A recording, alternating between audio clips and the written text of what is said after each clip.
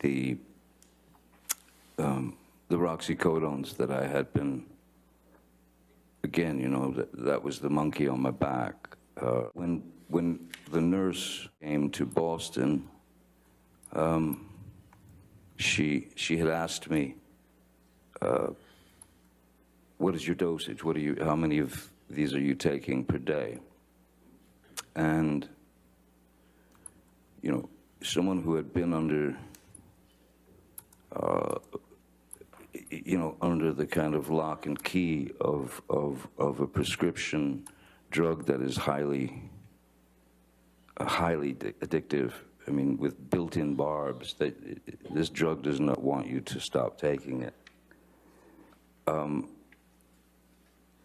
She asked me how many I took per day, or my dosage, and of course, as any person who is addicted and essentially a fool to the drug,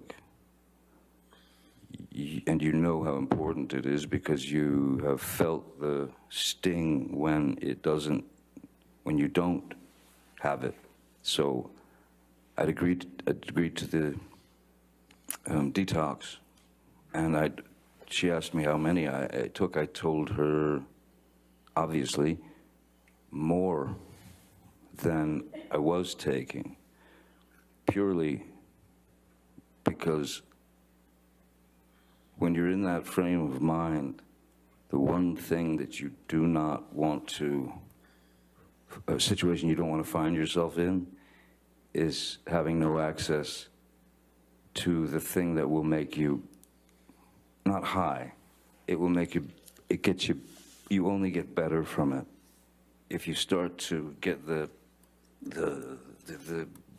shakes and the tremors and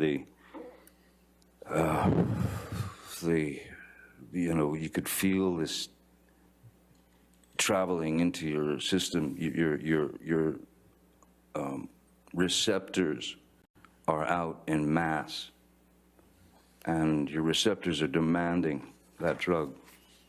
If you don't give the drug to the receptors, you will start going into a pretty nasty withdrawal, and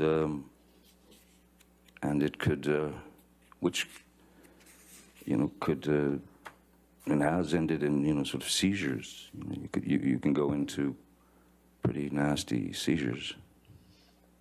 So I had told Debbie Lloyd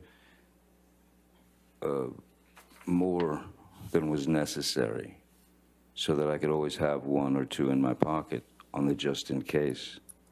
So I didn't find myself, you know, on a plane or anywhere without one in my pocket to stop the inevitable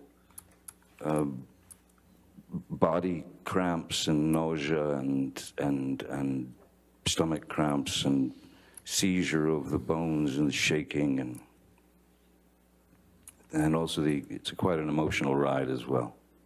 And I can tell you now, some of you may be very, very well aware of this, opiates are extreme downers.